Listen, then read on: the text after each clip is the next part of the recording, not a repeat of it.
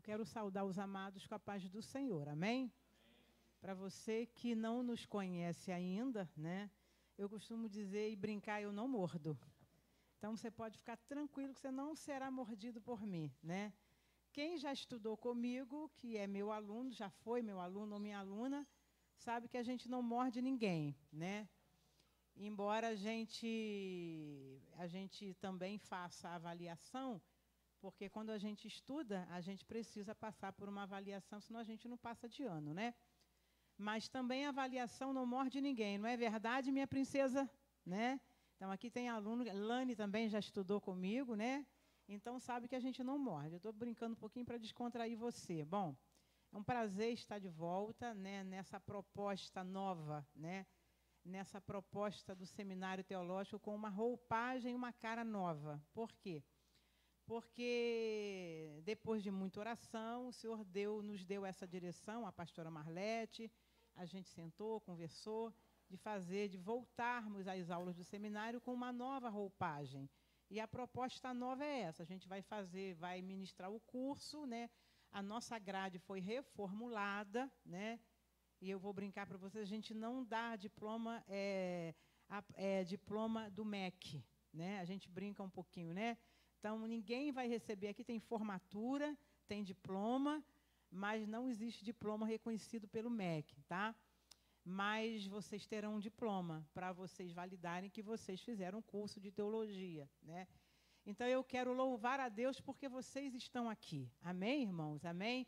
Como o presbítero Moisés disse na nossa introdução, quem se propõe a fazer um curso teológico enfrenta muitos adversários. Por quê? Porque estudar teologia, a gente pensa lá, estudar teologia, negócio de teologia, a gente quer de fogo, não precisa de teologia, não. Deixa eu dizer para você, teologia nada mais é do que a gente conhecer um pouquinho a respeito de Deus. Você pode aplaudir a ele? A gente acha que a gente tem muito tabu em relação a estudar teologia. Pastor, mas negócio aí é só para quem é crente morno e frio. A gente é do fogo. Eu também sou do fogo, viu? Porque eu sou pentecostal por convicção e de convicção. Mas posso te garantir que estudar a palavra de Deus é a coisa mais gostosa da vida, porque a gente se aprofunda nela. E vou te dizer uma coisa, quando você se aprofunda no conhecimento da palavra, o diabo não gosta. O diabo não gosta que você se aprofunde no conhecimento da palavra, porque o diabo quer manter você raso. Quanto mais raso você for, mais você será levado facilmente por vento de doutrina, né? Então, isso é bíblico. Então, ele vai fazer tudo, se você tiver raiz na palavra, aí ele perde a batalha contra você. Então, a gente precisa estar atento a isso. E eu quero, antes de falar o que a gente combinou e a pastora Marlete combinamos, quero dizer a você, eu quero abrir esse seminário nesse primeiro dia, primeiro te dando parabéns, porque você veio, né? Você já é um vencedor, você chegou até aqui, né? Porque, como disse o presbítero Moisés, o diabo vai fazer tudo para atrapalhar você, porque ele não quer que você cresça e não quer que você se aprofunde, né? Por isso que as nossas igrejas estão cheias de crentes meninos, porque não tem raiz, porque não tem um conhecimento profundo da Escritura, né? Quando a gente se aprofunda na Escritura, a gente se torna mais forte, porque você tem um alimento mais sólido também, né? Então, você está de parabéns, porque você veio e você se propôs.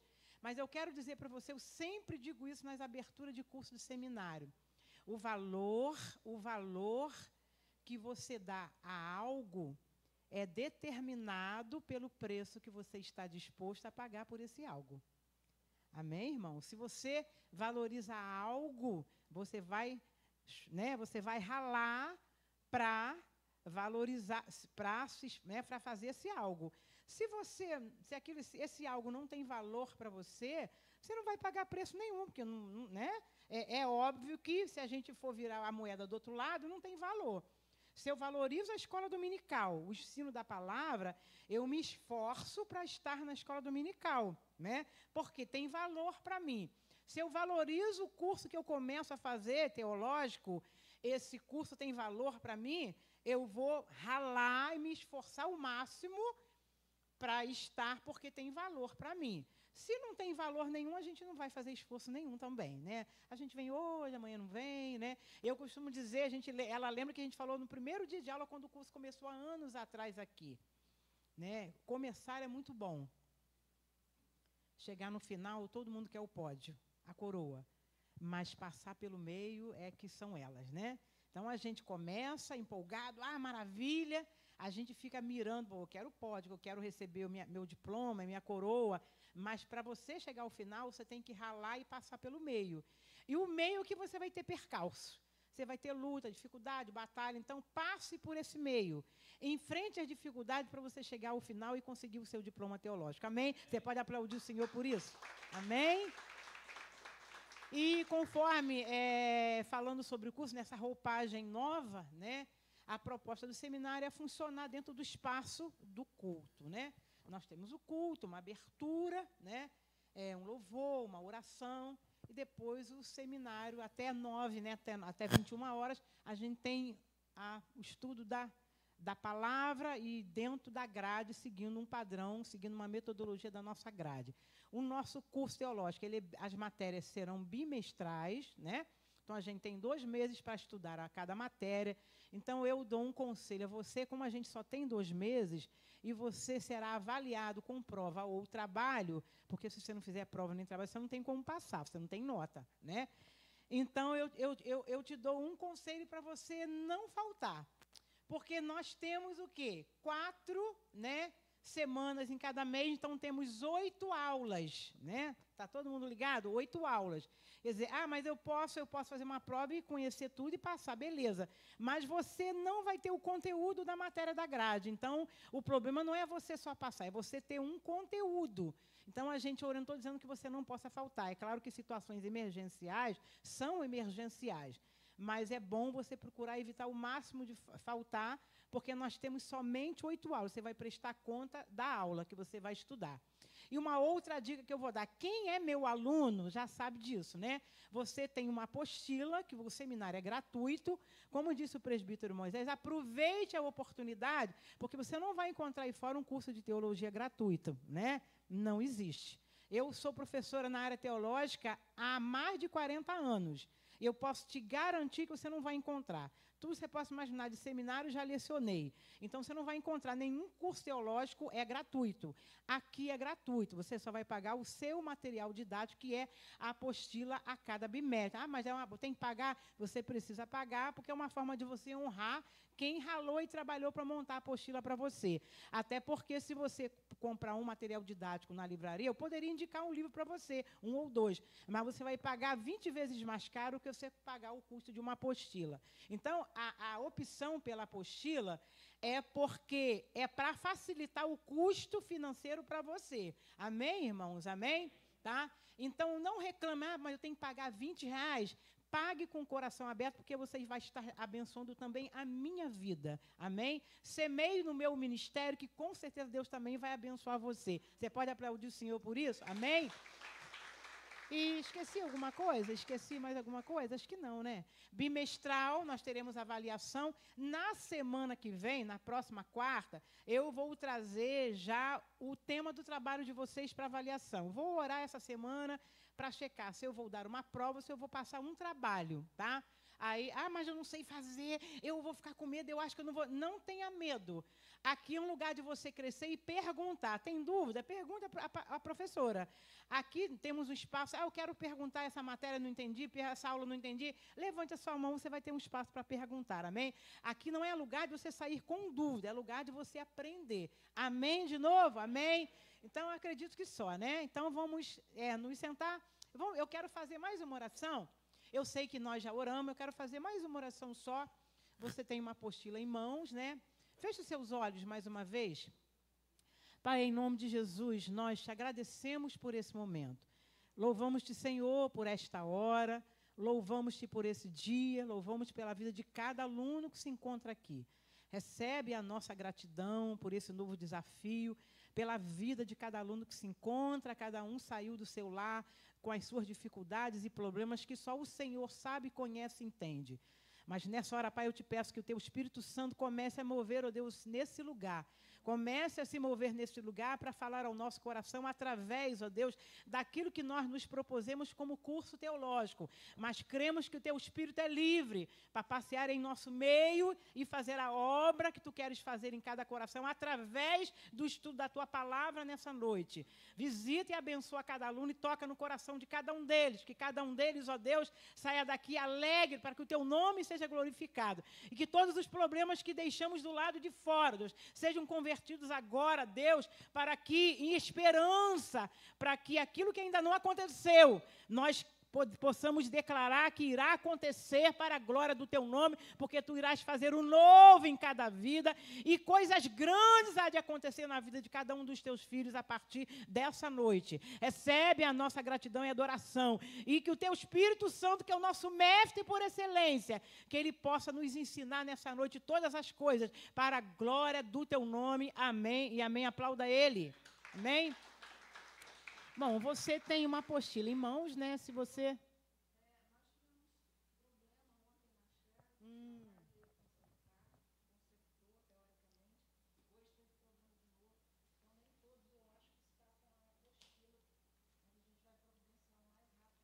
Sim, a pastora Marlete está repassando que a igreja teve um problema com a Xerox, né? Então, a gente subentende que algumas pessoas, alguns alunos ainda não tiveram acesso à apostila.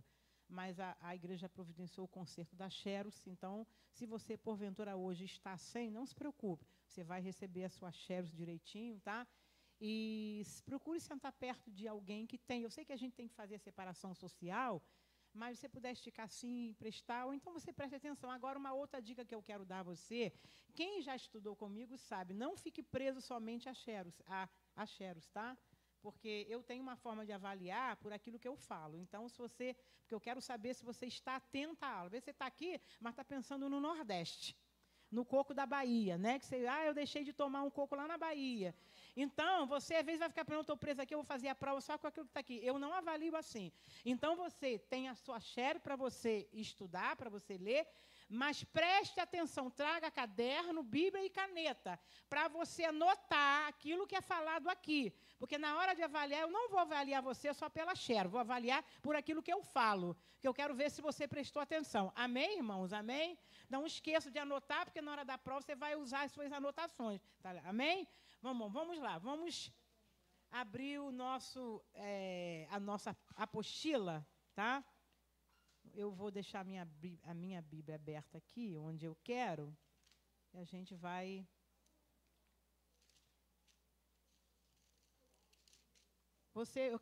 Eu quero convidar você a abrir a sua Bíblia no meio. No meio, você vai abrir a sua Bíblia no meio. Você não vai abrir a Bíblia em nenhum livro, você vai abrir exatamente no meio.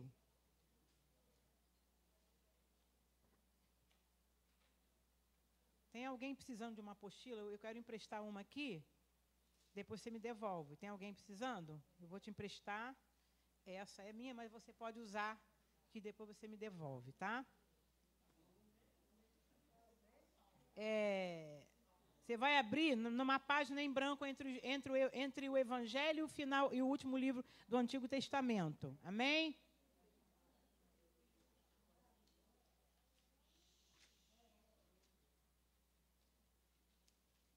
Bom, eu quero falar um pouquinho sobre a nossa proposta de evangelhos, né?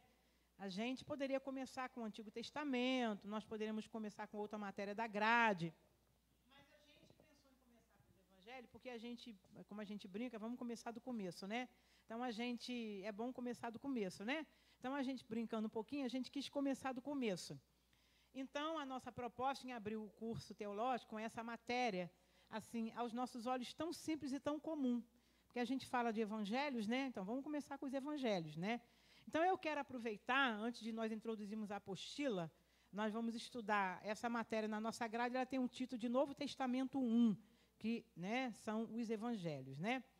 Eu quero perguntar a você o seguinte, você que se propôs a estudar nesse curso, o que você já ouviu sobre os evangelhos, o que você sabe sobre os evangelhos, o que você entende sobre os evangelhos, né? Alguém gostaria de falar? Porque a nossa aula é uma aula para que você possa compartilhar, para que você possa tirar dúvida.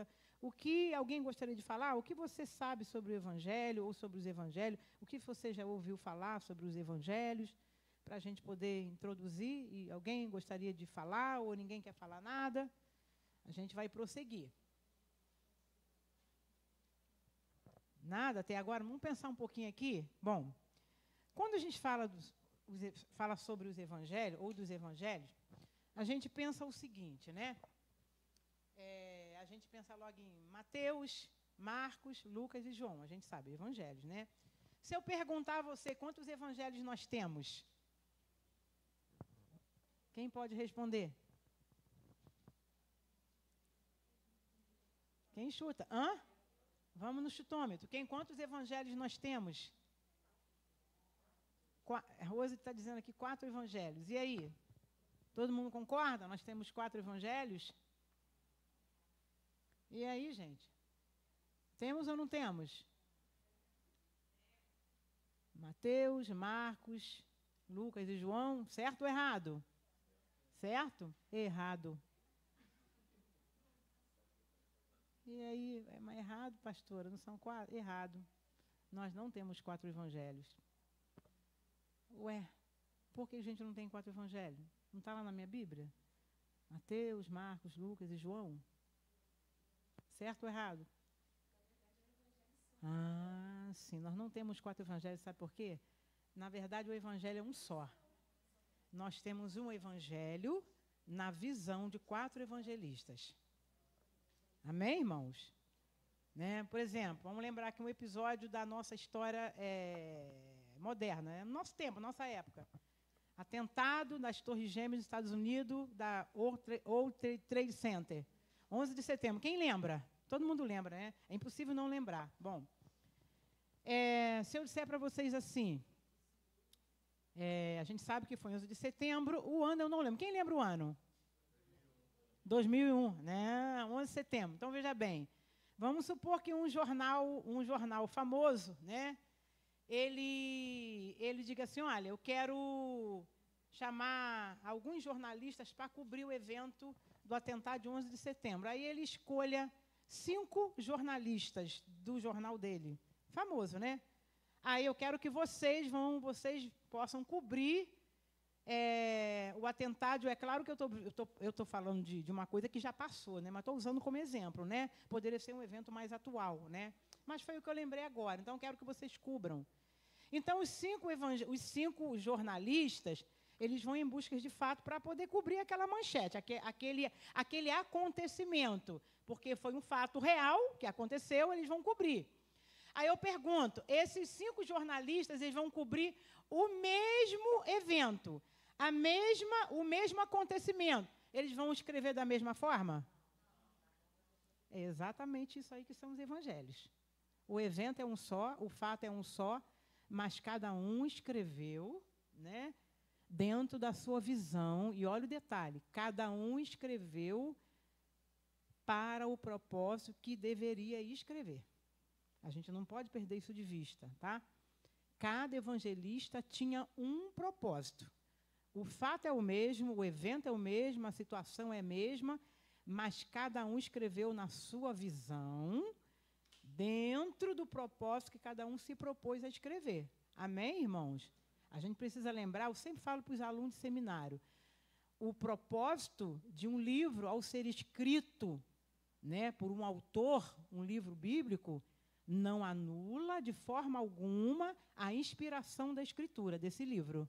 Ah, mas foi o cara que escreveu, que ele tinha um propósito de alcançar aquele... Então não foi inspirado? Uma coisa não tem nada a ver com a outra. Uma coisa é uma coisa, outra coisa é outra coisa, brincando um pouquinho, né?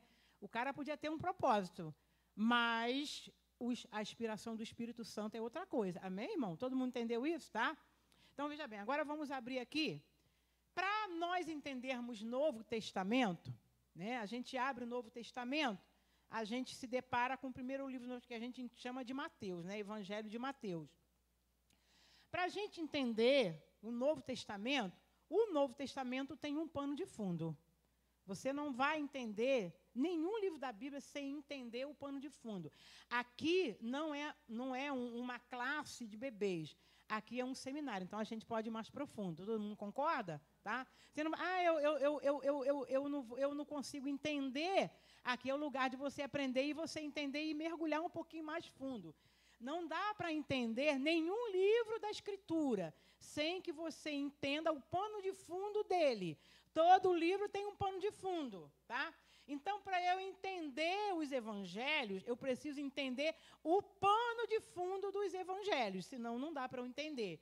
Quando eu começo a entender o pano de fundo dos evangelhos, aí eu vou começar a entender, agora eu entendo porque tem aquilo ali que Jesus falou. Porque aconteceu aquilo ali. Aí eu vou entender, aí vai ficar melhor para eu entender a coisa mais profunda. Eu costumo dizer o seguinte, na minha experiência de ensino bíblico teológico há mais de 40 anos, veja bem, a Bíblia, ela é um amarrado. Eu vou usar essa expressão aqui, tá? Você não vai entender nenhum livro da Bíblia se você não amarrar um com o outro. Não tem como. Porque a Bíblia, ela traça uma história. É uma história traçada nela. Uma história que começou no Jardim do Éden, começa no Gênesis, e que tem um final, tá? Que apontava para alguém. Se eu não entender que essa escritura ela se amarra entre si, eu não consigo entender nada nela. Aí eu fico perdido, não, por que isso aqui está aqui? Por que está aqui? Não sei o quê. Por isso que a gente comete erro de interpretação da Escritura, porque a gente não consegue entender que ela é um amarrado. Ela não é, os livros não são aleatórios. Aí eles estão isolados, esse livro aqui está aqui por acaso. Não. É claro que nessa ordem que a gente tem na nossa Bíblia aqui, essa ordem de livros aqui, ela não é a ordem da Escritura original, não é, tá? Mas isso não altera a inspiração da Escritura, não alterou, tá? Então eu preciso entender isso. Agora vamos voltar para os evangelhos, tá? Vamos pensar um pouquinho aqui. Você tem em mãos uma apostila. Então vamos lá? Bom, o fundo histórico do Novo Testamento, antes de entrarmos diretamente nos evangelhos, né? Qual é o fundo histórico do Novo Testamento? Para eu entender como aconteceu, como Mateus entra, Lucas, né? O que aconteceu, eu preciso entender esse pano de fundo histórico. Então vamos lá? Eu coloquei aqui na apostila, eu fiz uma introdução antes de entrar. Olha, nós vamos trabalhar um pouquinho nessa introdução antes de entrarmos nos livros dos evangelhos em si. Então, por isso que eu aconselhei e orientei. Se você faltar, você pode faltar, porque se você tiver uma razão justa, mas você vai ficar um pouco perdido, porque a gente pretende, em cada semana, dar um evangelho. Porque temos 4 semanas, né? Uma semana para João, uma quarta-feira para Mateus, porque não tem como. Nosso curso agora é bimestral. Então, eu faltei uma semana. Ou você vai perder Lucas, você vai perder João, aí vai ficar meio, na prova eu não sei. Então, a gente orienta para você estar bem, né? Guardar e procurar não faltar, fazer o máximo que você puder para você não faltar. Então, veja bem. Vamos para o pano de fundo dos evangelhos? Bom, eu pedi para vocês abrirem nessa folha em branco, por quê?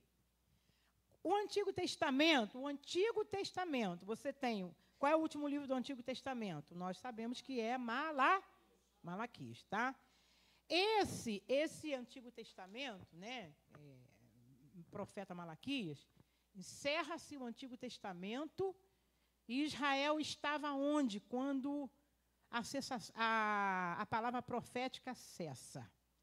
Porque nós sabemos que Malaquias foi o último dos profetas do Antigo Testamento. Do Antigo. Uma pessoa perguntou, pastor, mas ele foi o último profeta de todos os profetas. Não, o último de todos os profetas foi João Batista. Mas do Antigo Testamento foi Malaquias. Todo mundo entendeu isso aí, gente? Porque ouvi dizer que Malaquias foi o último de todos, depois não teve mais, teve João Batista, mas muitos anos depois, tá? Mas do Antigo Testamento, Malaquias foi o último. Com Malaquias encerra-se a palavra profética. Mas o que tem isso a ver com o Novo Testamento? Tem tudo a ver, porque tem um pano de fundo para a gente chegar ao Novo Testamento, tá? Malaquias encerrou a palavra profética, não teve mais palavra profética, profecia, tá? A palavra profética não havia mais, encerrou-se. Depois de Malaquias, veja bem, houve um período de silêncio. a gente tem na nossa Bíblia, né? Nas Bíblias antigas, na minha época de nova convertida, há 20, 30 anos atrás, as Bíblias mais antigas, elas vinham com 2 folhas em branco. Hoje em dia a gente só tem uma, né? Interessante que hoje ela já vem escrita, mas na minha época ela vinha em branco, não tinha nada escrito mesmo. Ela representava esse tempo, né, do silêncio mesmo, né? Então a gente tem esse período em branco, né? Porque Malaquias encerrou a profecia, a palavra profética, a voz profeta silenciou. Aí surgiu um tempo que a gente chama de silêncio, né? Ou período intertestamentário, ou período interbíblico, né? Então, é um período no meio, entre um testamento e o outro testamento. Detalhe, com Malaquias encerra-se o cânon do Antigo Testamento.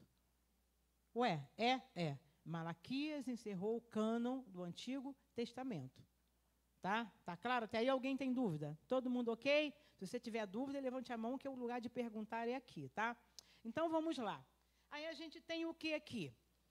O Antigo Testamento se encerra. E quando o Antigo Testamento fecha o seu cânon, né, vou usar essa expressão, Israel estava onde? Israel estava no cativeiro. Israel, que eu digo povo, né? Mas estava no cativeiro? Estava. No cativeiro, que a gente sabe, vocês sabem que, à luz da história, Israel passa por 2 cativeiros. O cativeiro assírio e o cativeiro babilônico. Tá? Isso é história de Israel, e a gente vai estudar dentro da matéria de história de Israel, que não é agora. Mas a gente tem que abrir esse leque para vocês entenderem. Tá? Então, Israel vai para o cativeiro, fica lá um tempo no cativeiro, né? E nesse cativeiro, né, ele vai para o cativeiro assírio. As 10 tribos, que é chamado de tribo do norte, reino do norte, vai para o cativeiro assírio. Um século depois, a tribo de Judá, ela vai para o cativeiro babilônico. Tá? Todo mundo entendendo? Isso é história, tá? Então a gente pode entender, mas Israel, todo mundo foi junto? Não. Israel enfrentou 2 cativeiros. O primeiro cativeiro, reino do norte, cativeiro assírio. Um século antes do cativeiro babilônico. Aí Israel vai. Aí as 10 tribos do norte vão. Por que Deus não levou todo mundo junto? Detalhe, porque Deus é sábio, não é burro e não é Joe. A gente brinca assim, né? Porque Deus levou a tribo do norte, o reino do norte antes, para que ele servisse de exemplo para ver se Judá emendava os seus caminhos. Olha aí o mistério da oportunidade. O reino do norte foi, né? Aí foi para lá, para o cativeiro assírio. Aí se você mergulhar na história de Israel, você vai descobrir que no processo do cativeiro assírio, né, eles foram deportados para a Síria, ficaram lá, né? No cativeiro assírio, eles se misturaram. Estou falando de reino do norte, tá? As 10 tribos se misturaram com os povos de lá e surgiu os samaritanos. Muita gente não sabe como surgiu o samaritano. Surgiu no cativeiro assírio, quando eles foram, Israel foi deportado para a Síria, misturou-se com o povo da Síria, judeu misturado deixou de ser puro, passou a ser odiado. Ali na Síria surgem os samaritanos, tá? Mas eu não vou entrar nesse... Um século depois, Judá é levado para o cativeiro babilônico através de Nabucodonosor. E vai para onde? Para a Babilônia.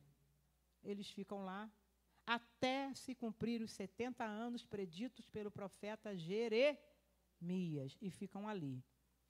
Na Babilônia, olha o detalhe, na Babilônia, Deus levantou profetas. Levantou ou não levantou? Levantou, gente? Lembra que eu acabei de dizer que a Bíblia é um amarrado? Você, às vezes, você lê um livro e você pensa, mas isso aqui aconteceu aqui? Aconteceu nessa ordem, então o cativeiro veio depois, porque a Bíblia não está preocupada com a cronologia, está preocupado com a revelação, tá? Não se preocupe com a ordem dos livros, a ordem do livro não está assim na Bíblia hebraica. Essa ordem é para eu e você entendermos de uma forma organizada. A revelação dentro da história que é mais importante, tá? Enquanto Israel estava no cativeiro da Babilônia, Deus levantou profetas. Um deles foi Ezequiel. Porque Ezequiel é profeta exílico. Enquanto ele estava lá no cativeiro, Ezequiel profetizava ali no cativeiro, né? Profetizava, algumas, né? Mas detalhe, agora vamos voltar para a nossa apostila. Bom, depois que enquanto eles estavam ali, vamos falar um pouquinho da história agora. Estavam no cativeiro. Quem levou foi a Babilônia, quem tinha o poderio era a Babilônia, quem mandava no pedaço era Nabucodonosor. Muitos anos se passaram, Nabucodonosor morre, o filho assume o trono. Só que chega num determinado tempo da história, a Babilônia cai, porque a Babilônia era o império. Todo império cai, não é? Todo império não cai? A Babilônia caiu como império. Mas por que caiu? Porque um outro império mais forte que ela ganhou a batalha, dominou e venceu a Babilônia. Esse império era o Império Persa, chamado de Medo-Persa. Esse Império Persa subjugou a Babilônia, mas Israel estava na Babilônia. Aí, tipo assim, ó, sai fora Nabucodonosor, sai fora Nebuzané, que é os descendentes dele, que já não era mais Nabucodonosor, era filho, neto, porque os anos tinham se passado. Aí o Império Persa, ele assume poder. Aí quer dizer, os profetas estão lá profetizando, estão lá, né? Profetizando. Nesse processo que eles assumem o poder, Israel estava sob o domínio da Pérsia. A Pérsia mandava no pedaço. É na Pérsia que se passa a história de Esther. Que você lê às vezes, o livro de Esther está lá atrás. Se passa nessa época. Né? Acontece a história de Esther nesse período persa. Aí veja bem, Israel estava ali. Encerra-se o livro de Malaquias. Silêncio profético, não tem profecia mais. Eu digo voz profética. Mas Deus continuou atuando e agindo na história. A história teve 4 grandes impérios. A Babilônia foi o primeiro que caiu. A Pérsia entra no pedaço, ganha da Babilônia e subjuga a Babilônia e se torna império, né? E Israel passa a ser prisioneiro de quem? Da Pérsia, não mais da Babilônia. Está todo mundo entendendo isso? Por quê? Perdeu a batalha, agora o território é nosso, quer dizer, aquele povo deportado também pertencia aos persas, tá? Aí, quer dizer, Israel estava ali na Pérsia. Aí a Pérsia também perde a batalha, muitos anos depois, aí surge um outro império. Qual era o outro império? O Império Grego. Um homem chamado Alexandre o Grande, ele assume, ele ganha da Pérsia e surge esse terceiro império. Muitos anos depois, né, acho que 14 anos, o império de Alexandre o Grande durou mais ou menos 14 anos, porque ele sobe ao trono com 20 anos e morre com 33 numa batalha. Então, o governo dele durou uns 13 para 14 anos. Né? Aí o Império Romano entra em cena. E o Império Romano se torna o cenário para o nascimento de Jesus. Então, eu estou abrindo esse leque aqui porque, veja bem, vamos lá? Agora você pode olhar para a sua apostila. Vamos lá. O Antigo Testamento encerra-se com os filhos de Israel sob a dominação dos persas. Israel estava no cativeiro da Babilônia, que foi subjugado pela Pérsia. O profeta Malaquias encerra seu livro com advertências para o povo de Deus nesse período. Você lembra que Malaquias encerra o livro dele de que maneira? Ele diz assim, olha, eis, capítulo 3 de Malaquias, eis que nascerá o sol da justiça e vai vir um percussor que vai preparar o caminho. Lembra de Malaquias, vai falar isso também? Quer dizer, Malaquias estava apontando para João Batista. O sol da justiça era Jesus, mas o preparador do caminho era João Batista. Aí, Mateus, capítulo 3, olha só, Malaquias 3:1, fala de João Batista. Mateus 3:1, fala de João Batista. Naqueles dias apareceu João Batista pregando no deserto da Judéia e dizia, arrependei-vos, porque é chegada a vós o reino do céu. O cara era maluco. Malucão, malucão, malucão. Né? Mas ele surge no cenário 400 anos depois. Uau! 4 séculos. Então, essa folha em branco, ela representa exatamente 400 anos de silêncio. Agora, detalhe, o que eu quero frisar. Havia um silêncio da palavra revelada, da palavra profética, mas não havia uma paralisação da atividade de Deus na história. Às vezes a gente acha que, como não tem palavra profética, que Deus não está falando nada, que Deus também não está fazendo nada. Deus não precisa falar para fazer. Você pode aplaudir o Senhor por isso? Não precisa falar para fazer. Tá? Não tinha voz profética, mas se você estudar a história secular, você vai observar que Deus trabalhou na história, preparando um palco para a chegada do Messias. A gente olha assim, meu Deus, mas que impérios terríveis esse. Uau! Mas esses impérios, aos nossos olhos tão terríveis, foram necessários para preparar o palco para a chegada do Salvador. E cá entre nós, de todos os impérios, desses 4 impérios que nós falamos, o pior deles foi o Império Romano. Foi sob a égide do Império Romano que Jesus nasceu. Porque até o Império Persa, ele não era, ele tinha o Ciro, né? Vou falar de Ciro, que foi Ciro quem assina o decreto para Israel voltar. A gente fala assim, poxa, mas Israel foi subjugado. O detalhe, Israel foi para o cativeiro por causa da sua idolatria.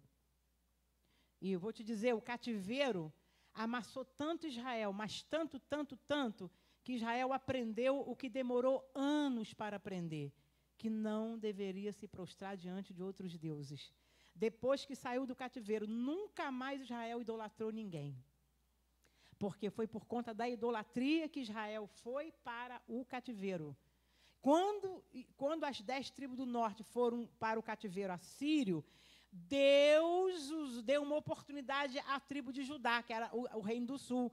Ó, vocês estão vendo a irmã de vocês, o reino do norte, estão vendo a irmã de vocês? Não façam como... Estou parafraseando agora. Não façam como... Observem o que eles fizeram. Observem o que a irmã de vocês fez. Tá, o que ela fez. Está vendo? Ela foi para lá, porque ela se prostituiu também com amantes, né? Amantes no sentido espirituais, que eram os deuses que eles passaram a adorar.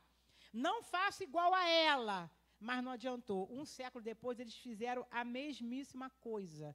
Deus é o Deus que te dá oportunidade. Mas se você pisa na bola, ele passa o cerol. Né? Eu estou brincando para você, eu sei que nós não estamos no tempo do Antigo Testamento. Então, não estou dizendo para você que você vai morrer, porque tudo que no Antigo Testamento é diferente do período da graça. Deus não mata ninguém hoje. Estou dizendo no sentido que Deus não vai te fulminar, porque a graça perdoa, a graça restaura. Mas eu estou dizendo que passa o cerol no sentido figurado. Se a gente pisa na bola, não atende o que Deus está falando, não quer atender o que é detalhe, Ele está chamando, acorda, lerdo.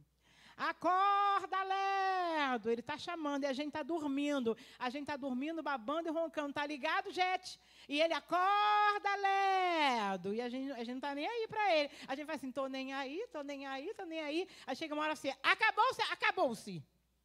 Aí assim, epa, te dei oportunidade 1, oportunidade 2, você não acordou. Agora eu vou fazer do meu jeito.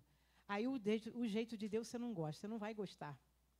Porque ele não vai te matar, mas que ele vai te amassar e te apertar pra caramba, até sair o caldo que ele quer. Aí você não, tá ligado? Aí você não vai... Ah, meu Deus, por que eu tô nessa prova? Tá te amassando, tem que sair algum caldo. Senão não resolve. Não é verdade? Foi assim com Israel. Deus não muda o método dele, né? É claro que ele não vai te matar, mas que ele vai te amassar até sair o caldo, vai. Aí quer dizer, Israel, o reino do norte foi primeiro. Foi uma forma de Deus dar uma chance para ver se Judá se arrependia. Mas não teve jeito. Olha só, ó, 1 século de diferença, de distanciamento. 1 século. Gente, é tempo para caramba para se arrepender, né? E não teve jeito. Nem assim eles acordaram. E você lembra que nesse processo para Deus sacudir o reino do Judá, a tribo de Judá, que é o reino do sul, Deus usou Jeremias. Até Jeremias estava cansado, já não aguento mais pregar para esse povo que não se arrepende. Senhor, não quero mais pregar não, estou cansado, porque eu prego, não vejo resultado. Não era assim? Eu estou cansado, porque quem prega para ajudar é Jeremias. Vocês têm que se arrepender dos caminhos, têm que se arrepender, têm que circuncidar o coração. Israel, estou nem aí a Deus. Então agora chegou o fim. Agora eu vou levar vocês para o amasso do Pitibiriba. Aí vem o cativeiro babilônico. por conta da idolatria. E eles amargaram 70 anos no cativeiro por causa da idolatria, depois de só voltaram depois de 70 anos, tá? Vamos voltar agora para a apostila. Então vamos lá. Acontecimentos no período intertestamentário. No período dos 400 anos, gente, mas esses impérios, pastor, eles surgiram em quando que eles surgiram? Esses impérios, grego, romano, persa, babilônio, surgiu exatamente no período intertestamentário. Nesses 400 anos de silêncio, que não tinha voz profética, Deus não parou de trabalhar na história. E também Deus não para de trabalhar na sua vida, ainda que você acha que Ele não está fazendo nada. Ah, mas Deus não está fazendo nada. Aí, Jesus começou o mistério. Agora eu vou voltar àquilo que a gente falou semana passada. Ele não para de trabalhar na sua vida, sabe por quê? Porque às vezes você quer ver, você quer escutar para provar que Ele está fazendo. No silêncio dele, no obscuro daquilo que você não vê, ele está fazendo coisas sobrenaturais que você não entende, mas ele está fazendo escondido. Porque 400 anos de silêncio aparente, porque não havia voz profética, porque Malaquias tinha encerrado a profecia como profeta do Senhor, Deus começou a trabalhar na história.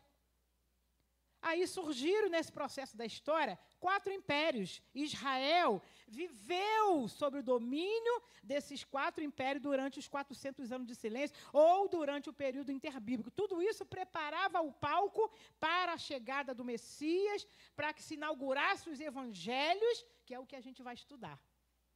A gente precisa entender que Deus ele prepara o palco, ele prepara o cenário, e ele preparou dessa forma. Ele foi preparando, vamos lá, acontecimento de um período intertestamentário. O governo persa. Ciro captura a Babilônia no ano 538 a.C. Porque já explicamos aqui, né? A Babilônia leva Israel para o cativeiro em 3 deportações, em 3 levas. Eles vão para lá, a gente pensa, mas ele foi para o cativeiro? Então, tadinho de Jerusalém, levou todo mundo, a cidade ficou deserta. A gente encontra, às vezes, o profeta falando de forma figurada, né? Ai, ficou ninguém, levou todo mundo, ficou deserto. Aí o profeta vai lá e escreve de uma forma figurada. Como está deserta a cidade populosa, como está deserta a cidade amada, como está deserta sem homens, sem animais. Não foi todo mundo não, viu? Deixa eu te dizer que isso é figurado. A grande massa da população foi deportada, mas os mais pobres da terra ficaram para cultivar a agricultura, para poder ralar ali, né? Esses mais pobres da terra ficaram. Eles ficaram ali, né? Aí o pessoal foi para o cativeiro, 3 deportações, 3 levas. Nabucodonosor capturou. Detalhe. Jesus, vou ficar quieta aqui.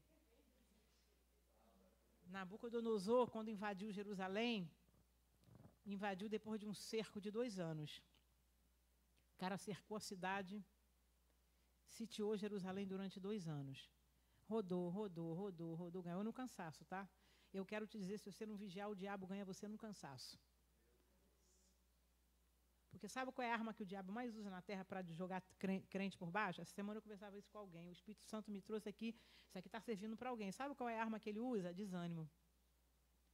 Se o diabo conseguir minar o seu coração com desânimo, ele te derruba.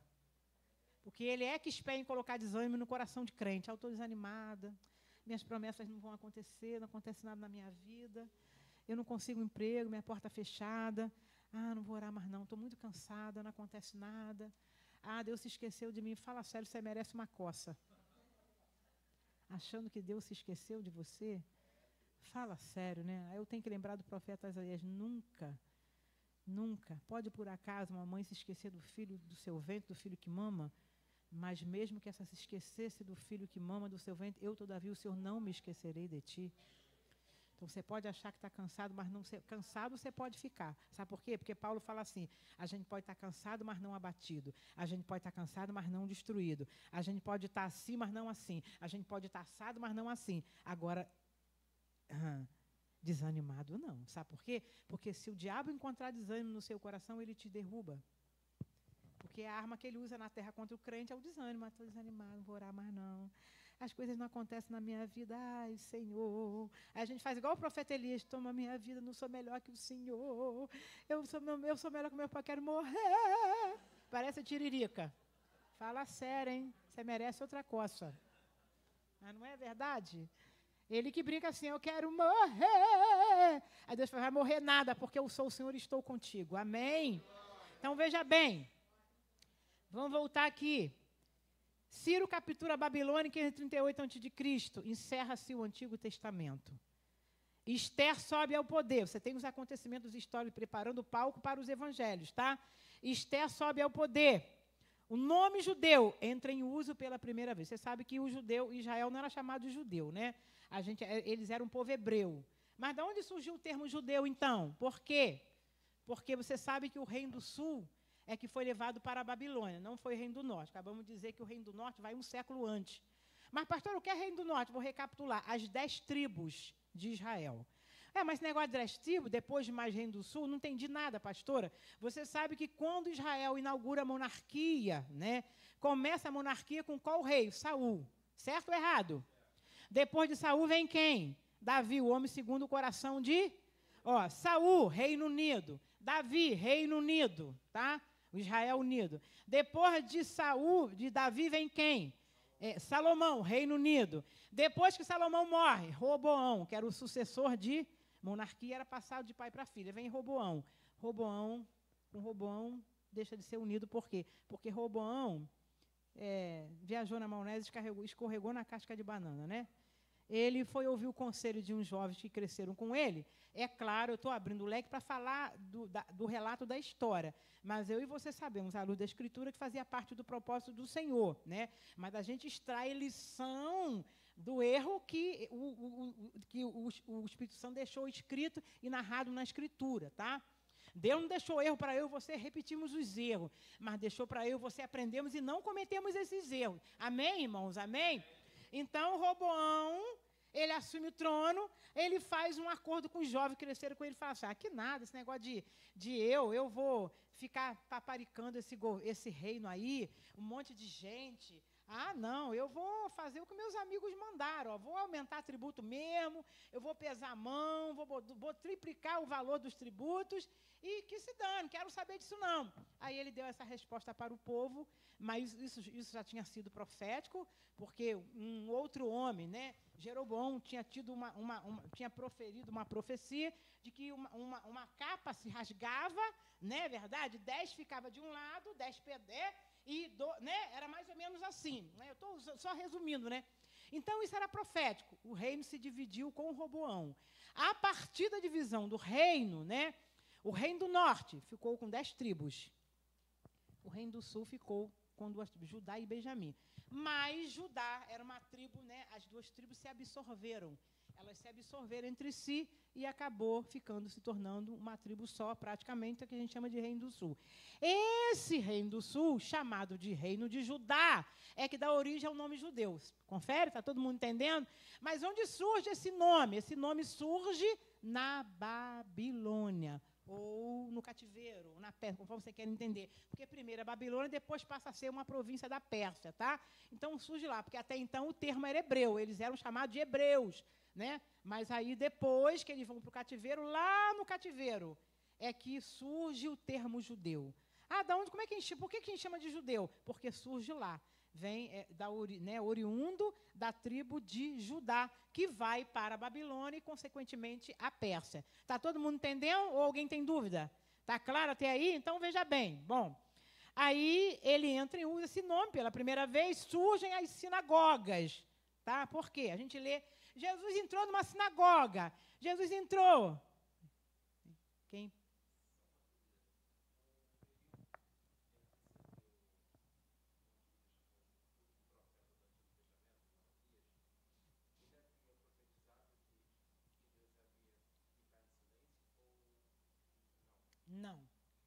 Não.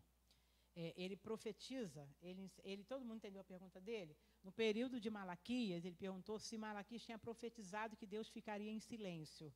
Não, a gente pelo menos não encontra nada na profecia de Malaquias que ele profetizou isso. O que a gente tem na profecia de Malaquias é que ele fala do sol da justiça, que é Jesus Cristo, que é o Messias, e ele termina o livro, encerra a sua profecia, falando que surgiria o precursor, que a gente subentende que esse percursor é João Batista, né? Então, esse preparador do caminho, que é o João Batista, esse, quer dizer, ele sinaliza para um profeta que viria, mas não diz o tempo, tá? Então, esse profeta que viria, ele só veio 400 anos depois, porque depois dos 400 anos...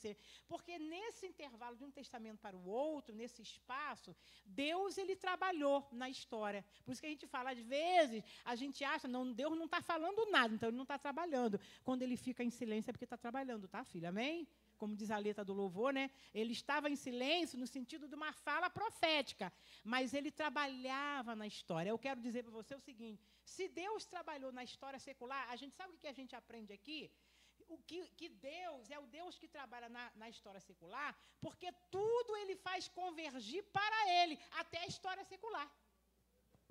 Ele vai cumprir o que ele quiser cumprir. Então, ele vai mexer em governo, ele vai tirar um do trono, vai colocar outro do trono. Quer dizer, vamos abrir um leque aqui, já que ele perguntou. O governo de Ciro, você acha que o governo de Ciro, quando Ciro subjuga a Babilônia, sobe ao trono, a gente pensa assim, poxa, mas Ciro ganhou, ele foi um governo legal, pô, ele foi lá, maravilha, e foi assim por acaso. Não. Porque o perfil de Ciro como governo, ele era diferente de outro governo, da Babilônia. Ciro tinha uma filosofia de domínio. Ciro pensava assim, eu quero ganhar a batalha, eu quero ganhar, né, assim, ganhar para pegar as pessoas, mas eu quero pegar para libertar. Aí a gente entende por que ele assinou o decreto, entendeu? Porque a filosofia do governo dele, como líder que dominava, era o quê? Eu vou subjugar, eu quero vencer aquele líder lá, que era, no caso foi a Babilônia, mas eu quero conquistar aquele povo, não para oprimir, mas eu quero conquistar para libertar eles. Aí a gente entende por que o profeta Isaías falou de Ciro. E chama ele de ungido. Ó, detalhe. Ah, mas chamou Isaías 45. Eis o meu ungido a Ciro, a quem eu elegi, a quem eu chamei. Olha o detalhe. Deus usa Isaías para chamar Ciro de ungido. Mas o cara nem crente era. Como é que Deus pode chamar um cara que nem crente era de ungido? Deus usa quem ele quiser para cumprir o propósito dele na sua vida, até um espírita. Porque Deus não trabalha só com crente. Deus é Senhor da história. Ele é Senhor da história do mundo. Ele é Senhor da história do Brasil. O governo pode estar ruim, mas Ele é Senhor da história. Ele continua sentado, governando no trono. Inclusive no trono da história da sua vida.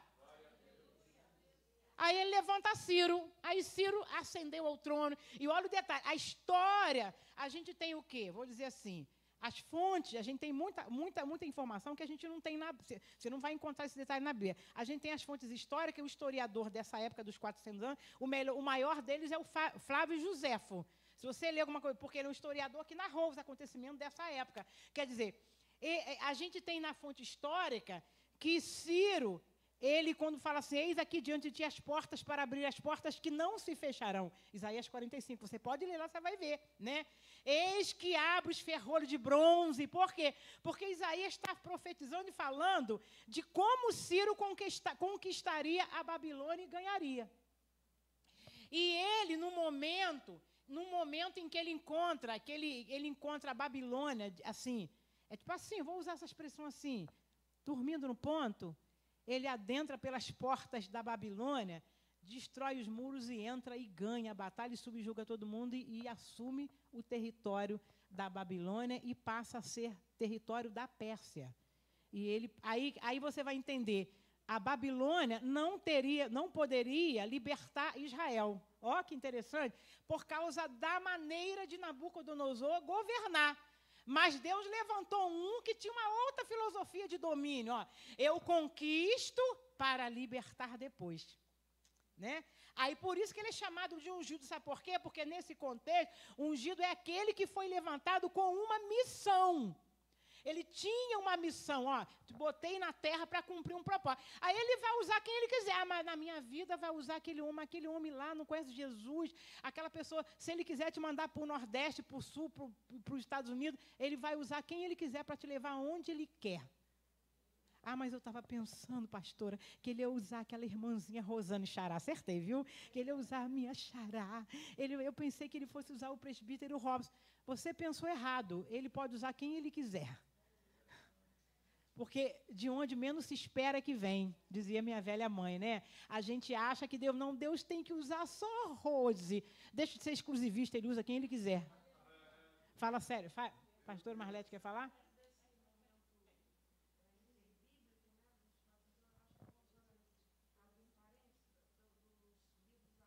Ah, sim, a gente está aqui, a gente vai falar, Exatamente, ela lembrou uma coisa que até anotei aqui. Nesse tempo de período interbíblico, que a gente falou que não, a gente não tem a voz profética, né? Eu estou falando profecia no sentido canônico, inspirado por Deus, tá? Exatamente nesse período de 400 anos, quando não havia profecia mais, né? Surgem os livros apócrifos. Judite, Macabeus, não sei o que mais, não sei o que mais, não sei, né? Aí por aí fora vai. Aí vai surgindo o quê? Esses livros, que na verdade somam 8, né? Esses livros apócrifos surgem, eles são chamados de apócrifos porque apócrifo significa velado, obscuro ou escuro, né? Não revelado. Ele surge exatamente nesse período. Sabe o que isso nos ensina? Que quando Deus não quer falar, quando Deus não quer falar, ele não quer falar. Não adianta você forçar uma barra para ele falar, ele não quer falar. Você vai inventar um monte de besteira. Ele não quer falar. Deus não falou. Não se manifestou como voz profética. Aí surgiu os livros apócrifos. Vamos tentar, vamos escrever esses livros aqui.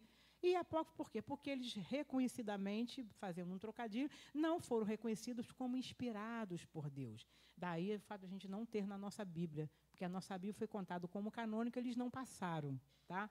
Mas eles surgiram nesse período. Eles têm informação para a gente, eles têm informação. Eles têm história, mas não são considerados inspirados, porque não têm inspiração, mas eles surgiram exatamente no período onde Deus não falava. Às vezes, a gente fica tão preocupado, não, porque Deus tem que falar, Deus tem que falar. Aí você acaba ouvindo vozes que não é para ouvir. Porque você acha que Deus tem que falar de qualquer Deus, só fala quando Ele quer. Lembra de Saul? Saul foi assim. Foi assim, não foi? Aconteceu com Saul a mesma coisa. Estou usando agora o exemplo de Saul, por quê? Porque Deus já tinha retirado a mão dele em relação ao trono de Israel. Aí falou, Samuel, você está com pena desse cabra sem vergonha, por quê? Até quando você vai ter dó dele? Eu já rejeitei esse governo dele. Você está com pena dele por quê, rapaz? Eu estou com peninha dele, coitadinho. Eu estou parafraseando, tá, gente? Samuel não falou isso, não. Eu que estou parafraseando. Até quando você terá dó de Saul? Eu já rejeitei o cara. Aí a minha Bíblia vai dizer, a sua também, o livro de Samuel vai dizer o seguinte. E Saul consultou Urim, Deus não falou. Consultou o Tumim, Deus não falou. Consultou o profeta, Deus não falou. Consultou não sei o que mais, Deus não falou. Consultou os oráculos, Deus não falou. Aí ele foi consultar uma médium, uma pitonisa, uma macumbeira, sem vergonha. E Deus não falou. Você conhece a história de Samuel, capítulo 28. Está escrito lá para quem quiser ver. Ele consultou Urim, Tumim, que eram forma de revelações na época dele. Mas ele consultou, ele já tinha sido rejeitado. Eu não vou falar mais com você, porque teu reino foi cortado, acabou. Cara, não falo mais contigo. Não é com você o mistério mais. Agora é com o meu homem, segundo o meu coração. Mas ele se conformou. Então tá bom, vou procurar uma mulher para falar comigo. Aí foi procurar uma médica, a gente chama a Bíblia chama de médio de Engedi, mas trocado em miúdo é uma feiticeira. Ele foi consultar mortos. E a necromancia era abominável na escritura, dentro do livro de Deuteronômio, de Levítico, era condenado por Deus. Ele foi consultar, isso. Aí fui fazer a ladainha dele, isso. Aí o que você vê? Eu vejo um homem que sobe, um Deus que sobe da terra. Fala sério, merecia uma coça. E como é que ele é? Assim. Fala sério, o cara subiu, o cara é um servo do Senhor, subia da terra? Fala sério, hein? Quer dizer, eu estou brincando aqui um pouquinho para a gente ver a mentira, que Satanás é engol. Eu quero resumir para dizer o seguinte para você. Se Deus não falar algo para você, dentro de algumas... Jesus, vou falar isso não. Dentro de alguma situação que você precisa, almeja, ou espera, ou está ansiando, fique quietinho no seu canto. Deixa o Senhor agir, quando chegar a hora ele vai falar. Não faça nada. Ah, não, eu vou dar um jeito de procurar um profeta para falar. Sabe por quê? Quem procura, acha. Eu vou naquele culto que vai ter uma profeta lá, um profeta que vai falar comigo. Você tem certeza que você tem que ir lá? Tem certeza que você tem que ir lá? Não, eu vou porque já estou numa seca de um mês que ninguém fala comigo, eu vou. Eu estou numa... Não é assim? Eu estou numa seca que Deus não usa a pastora Marlete, a pastora Rosane não usa para mim. Às vezes está usando, você não está entendendo nada. Você que está do minha corda, lerdo. Ele está usando, você não está entendendo. Né? Então, você precisa pensar, lembrar que se ele não está falando nada, porque não é hora de falar, espera, ele se manifesta. O fato dele não falar não quer dizer que ele não está fazendo. Ele ficou em silêncio 400 anos, porque agora eu vou cessar. Só quando cumprir isso que eu vou levantar um profeta para falar em meu nome, que foi João Batista. E olha que João Batista era um profeta carcamano, viu? A mensagem do cara não era boazinha, não, nem era bonita, né? Chamava todo mundo de sem vergonha e raça de víboras. Raça de víboras! Quem vos ensinou a fugir da ira vindoura? Eis que o machado está posto... Não é assim? Ele não começou a profecia dele assim? A profecia do cara era pesado, mas era o profeta que o Senhor mandou. Mas isso só aconteceu 400 anos depois. E nesse período de silêncio, entre aspas, surgiram os livros apócrifos. Não tem revelação. Vamos dar um jeitinho de escrever alguma coisa aí, alguma literatura, para ver, né? Para a gente tentar ver o que a gente vai fazer. Eu estou brincando aqui, mas a lição que a gente tira é isso aí. Se Deus não falar ou não falou com você, aguarde. Não queira apressar o rio e querer buscar uma profecia, porque você vai encontrar profetada. Amém, irmãos? Amém? Tá? Porque quando chegar a hora, às vezes, irmão, ele não vai usar profeta para falar para você. Ele quer falar com você, ele quer te ensinar a estudar a Escritura. Eu quero uma profecia. Eu quero uma profecia, pastora. Vai estudar, eu quero falar com você na Escritura. Ah, mas ele pode falar, claro, é claro que, graças a Deus que ainda há profeta em Israel. Mas pode ser que em alguma situação da sua vida ele não queira falar. Ele queira falar só com você, porque ele pode usar o profeta, ele pode falar através do profeta, mas ele fala pela Escritura, ele fala ao teu espírito. Mas aonde que o Espírito fala dentro de mim, pastora? Acorda, lerdo. Ele fala ao teu espírito. Você não tem um espírito? Você tem. O Espírito Santo fala ao seu espírito. Se você tiver afinado com a voz, né, com o seu canal estiver desobstruído, ele vai falar com você. Olha, eu vou brincar aqui um pouquinho, eu vou até fechar os olhos. Ah, Jesus. Eu duvido, Eudó, que você não consiga discernir a voz dele falando dentro do seu coração. Sabe qual é o nosso problema? A gente sabe, a gente é que não quer fazer. A gente que não quer saber. Aí a gente fica empacado que nem a mula de Balaão. Aí sabe o que ele faz? Ele usa um, usa dois, porque a gente está empacado. Ele já falou. Não, mas não deve ser isso aí, não. Ele está falando, não deve ser. Ah, é? Ele vai usar a mula de Balaão para falar com você. É, agora eu me rendo a Jesus. Você merece outra coça, viu? Porque ele quer falar e está falando todo dia. Você que não quer escutar. Porque acha que ele tem que fazer só do jeito que você quer. Deus não está preso a método. Você não coloca Deus em garrafa. Ele pode fazer num culto de um jeito, no dia seguinte ele pode fazer outro. Ah, eu queria tanto ouvir. Porque ontem teve um culto que ele falou muito com o Rose, usou a profecia. Eu vou lá que hoje vai falar. Ele pode não fazer nada naquele dia. Ah, mas ele falou muito com a pastora Marlete, então falou muito com aquela irmã, com a minha xará Rosane. Eu vou também porque a Priscila me falou que o fogo desceu ontem lá. Mas no dia seguinte ele pode não fazer nada disso. E não quer dizer que ele não falou. Não é? Porque ele não está preso à garrafa. Se você puder colocar ele numa garrafa e colocar um rótulo nele, ele deixa de ser Deus. Não é verdade? Eu não posso colocar... Eu vou servir a um Deus que se submete a mim. Aí, não é verdade? Aí ele deixa de ser Deus. A bênção da teologia está exatamente que eu não consigo entender 100% quem é Deus. Eu não consigo explicar 100% quem é Deus. Eu sei o que ele revela para mim, mas eu não sei tudo sobre ele. Nem a teologia sabe tudo dele. A teologia é uma forma de eu aprender mais um pouco sobre ele, mas eu não sei tudo dele. Não, Deus, eu sei tudo sobre Deus, porque comigo ele fala. Comigo ele fala todos os mistérios. Fala sério, vou te dar uma coça, hein? Ele fala o que ele quer falar. Mas ele não quer dizer que ele vai falar tudo para você. Não é? Ele fala o que ele quer falar. Então, mas eu tenho muita comunhão com ele. A minha intimidade é melhor do que a de Rose. É mais profunda que a da pastora Marlete. É mais profunda do que a Kelly Blima. É mais profundo do que a Conceiçãozinha. Comigo ele fala sério, outra coça que tem 3 vezes uma coça. Sabe por quê? Porque ele faz o que ele quer, na hora que ele quer, do jeito que ele quer. E não é obrigado a fazer igual, porque Deus não está dentro de uma forma.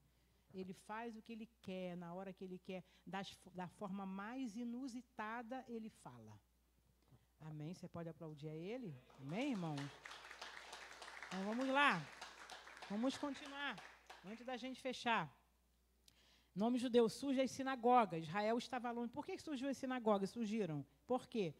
Porque na Babilônia, né, Nabucodonosor era assim, até compreensivo. Eles tinham liberdade para cultuar, enquanto estavam sob o domínio de Nabucodonosor. Eles tinham, né? O salmista escreve aquele salmo: nas margens dos rios da Babilônia, nós nos assentávamos e chorávamos com saudade de Sião, né? Dos salgueiros que lá víamos, pendurávamos as nossas harpas, né?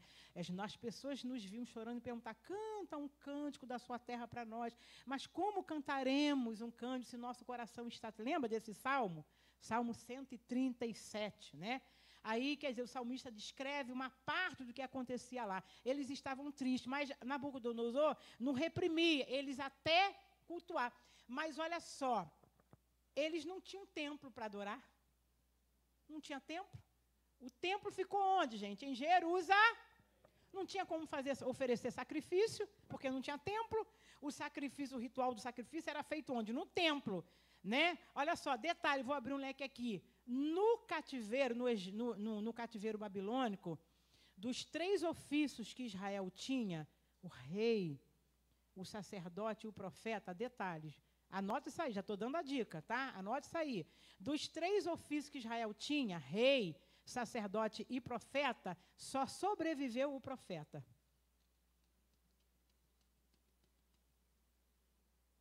Ah, é? O rei deixou de existir, o sacerdote deixou de existir. Só o profeta sobreviveu. Por isso que eu falei que eles tinham o quê? Eles tinham os profetas exílicos. Né? Ezequiel era um profeta. O que é um profeta exílico? O cara profetizou no exílio. Ele foi para lá, ele foi na leva e ele profetizava lá. Então, o profetismo, ele sobreviveu no cativeiro. Mas o sacerdócio deixou de existir e o rei deixou de existir. Eles estavam no cativeiro. Aí, veja bem, ó, o que surge no período do cativeiro? Surge uma função chamada de rabi. Surge o rabi, a gente lembra que Jesus chamava de rabi.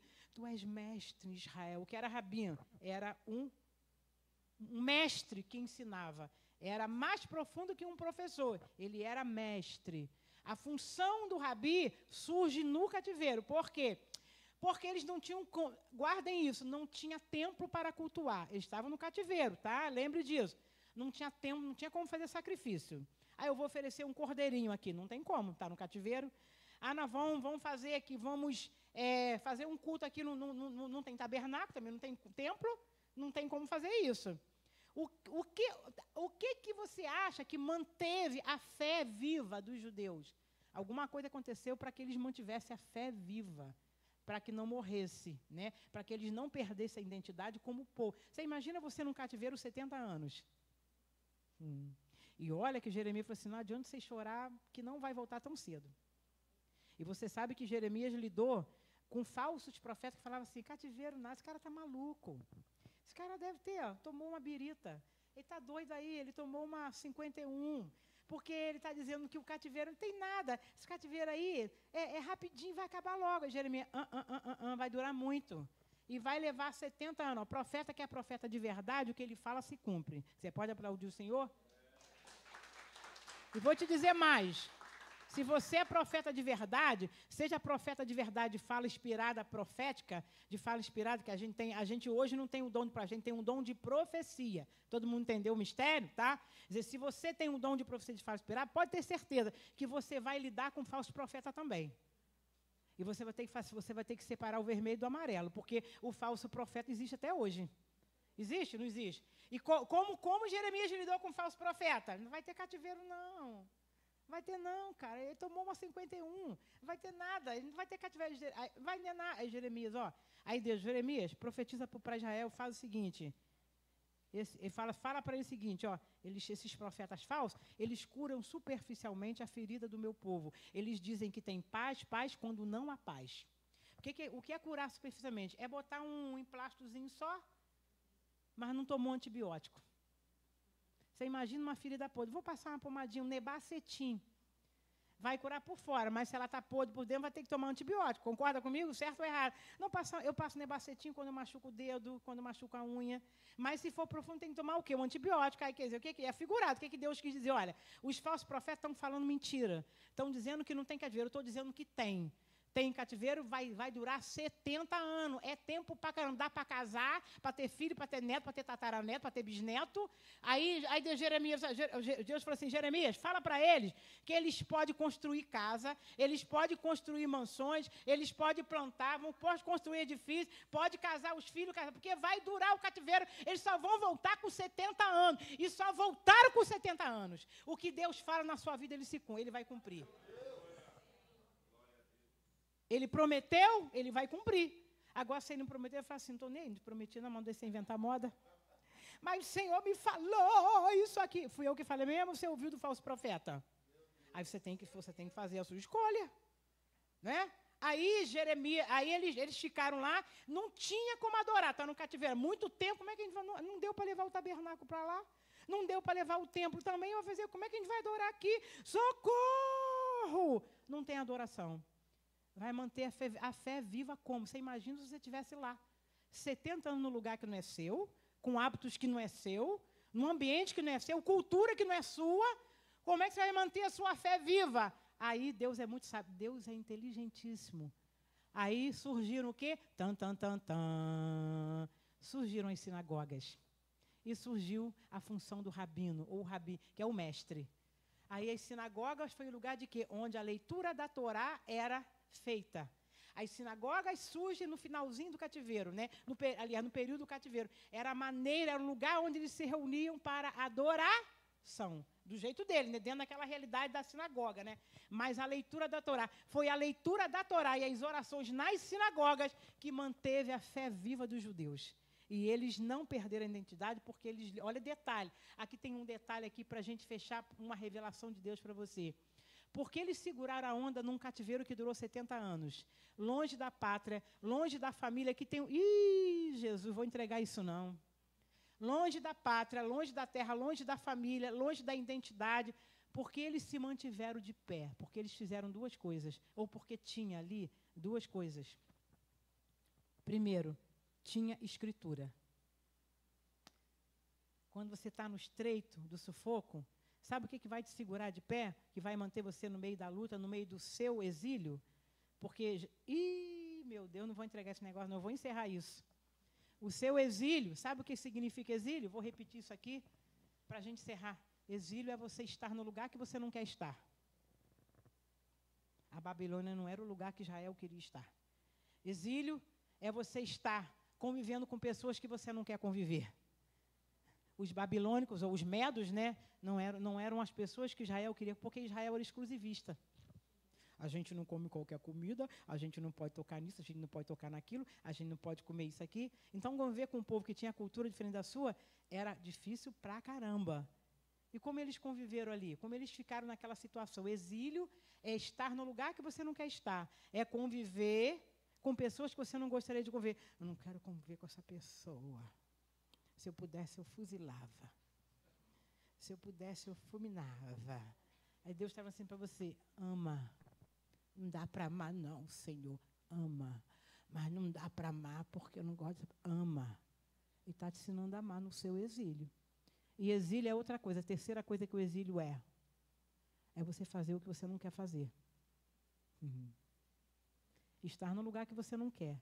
Conviver com pessoas que você não quer conviver. Fazer o que você não gostaria de fazer. Isso é exílio. Israel viveu tudo isso. Mas sabe por que eles suportaram e conseguiram vencer? o exílio deles? O exílio deles durou 70 anos. O seu pode durar 1 ano, 2 anos, 3, não sei. Pode estar durando 10. Sabe o que fez de Israel, né? Primeiro, eles tinham a Torá, escritura. No tempo da prova do seu exílio, o que vai te sustentar é a escritura. É a escritura que te sustenta. Amém, irmão? Então, você está vivendo o exílio? Então, segura a sua onda aí com a escritura. Porque pode ser que você não possa adorar como você gostaria de adorar, né? Pode ser que você não possa fazer o sacrifício que você queria fazer, no sentido de levar a sua oferta. Mas você precisa continuar renovando a sua esperança e a sua fé. E para renovar a sua fé, só com escritura. Você pode aplaudir o Senhor? Por isso que eu falei para você no início da aula, que a gente falou para você bem no início da aula exatamente sobre isso, né? Que você precisa estar atento. Porque nos momentos mais difíceis, no momento das lutas, se o diabo conseguir minar a sua fé, através do desânimo, ele destrói você. Então, eu não sei se você vive um exílio, não sei se você vive, que tipo de exílio é, não sei. Mas eu sei que Israel venceu no exílio. Uhum. Porque ele entendeu. E olha só, Jesus. Deus fala assim, Jeremias, diz para Israel o seguinte, não adianta fugir do exílio. Diz para eles que quando Nabucodonosor chegar, diz que eles precisam se submeter. Se eles fugirem, vai ser pior. Existem situações que você precisa se submeter. Sabe por quê? Porque aquilo que você acha que é ruim, vai ser ruim para você, você não está entendendo nada, neca de pitibiriba.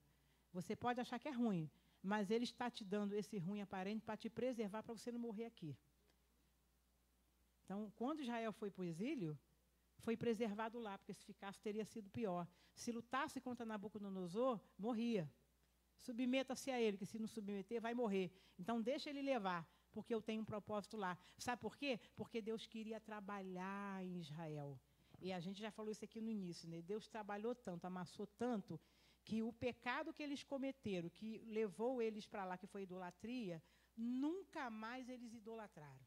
Quando eles saíram do exílio, eles saíram como povo diferente, né? Saíram diferente, porque não cometeram aquele pecado da idolatria que levou para lá, porque foram amassados durante o pecado. Cometeram outros erros, mas a idolatria eles aprenderam a lição.